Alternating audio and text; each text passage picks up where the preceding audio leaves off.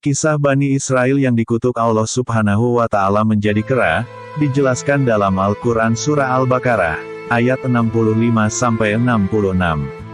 Dan sungguh, kamu telah mengetahui orang-orang yang melakukan pelanggaran di antara kamu pada hari Sabat, lalu kami katakan kepada mereka, jadilah kamu kera yang hina. Maka kami jadikan yang demikian itu, peringatan bagi orang-orang pada masa itu, dan bagi mereka yang datang kemudian, serta menjadi pelajaran bagi orang-orang yang bertakwa. Menurut At-Tabari, ayat ini dan sejumlah ayat sesudahnya, seluruhnya diturunkan kepada orang-orang Yahudi dari kalangan kaum Ansar, sebagai peringatan agar mereka tidak lagi mengingkari perintah Allah. Khusus pada ayat 65 dari surah Al-Baqarah ini, pesannya adalah jangan sampai mereka kembali mangkir dari perintah Allah, sehingga mendapatkan azab layaknya orang-orang terdahulu, leluhur mereka, yang sebenarnya mereka sudah mengetahui kisahnya. Itulah kenapa banyak ahli tafsir menyebut kalau redaksi Alimtum, menunjukkan orang-orang Yahudi sudah mengetahui kisah leluhur mereka, yang diazab oleh Tuhan menjadi kera. Apa yang dilakukan oleh para leluhur mereka, sehingga sampai dikutuk menjadi kera?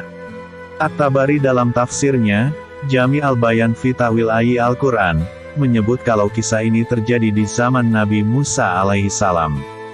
Nabi Musa diperintahkan Allah untuk menjadikan hari Jumat sebagai hari ibadah.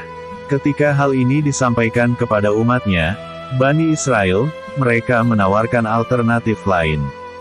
Mereka berujar, kenapa hari Jumat dijadikan hari yang paling baik? Bukankah Sabtu adalah hari yang paling baik? Karena di hari itu Allah selesai menciptakan langit dan bumi.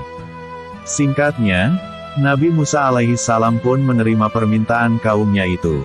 Namun yang menarik, setelah dirubah di hari Sabtu, Allah Subhanahu wa Ta'ala uji mereka dengan banyaknya ikan di hari Sabtu tersebut.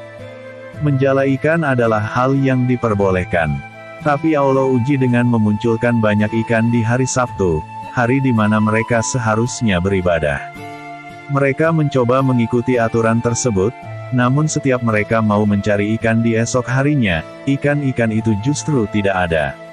Akhirnya, ada salah seorang dari mereka yang disebut-sebut adalah penduduk wilayah Madian yang tinggal di pinggir pantai, mengakali dengan menggali sungai yang mengalirkan air laut ke lahan mereka, lalu memberikan jaring perangkap di ujungnya, di awal hari Sabtu.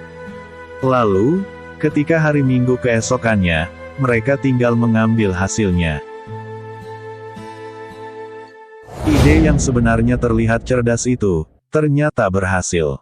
Singkat cerita, orang-orang perkampungan mulai mengikuti cara demikian. Dalam waktu yang lama, mereka melakukannya secara tersembunyi. Merasa menikmati, mereka mulai terang-terangan, bahkan sampai berani membuka pasar dan melakukan jual beli hasil menjala. Beberapa orang solih yang tidak mengikuti trik ini, mengutuk perilaku tersebut dan melarangnya. Akhirnya, di suatu hari Sabtu, orang-orang solih ini tidak mendapati seorang pun dari penduduk desa itu menghadiri ibadah.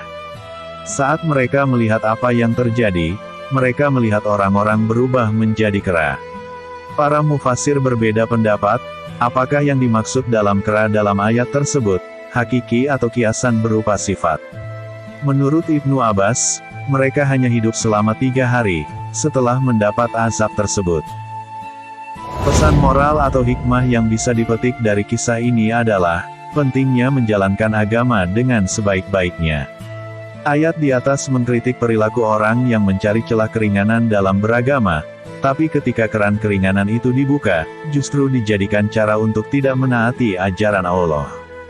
Ibnu Katsir menjelaskan ini untuk menggambarkan kenapa sekelompok dari Bani Israel itu dikutuk menjadi kera.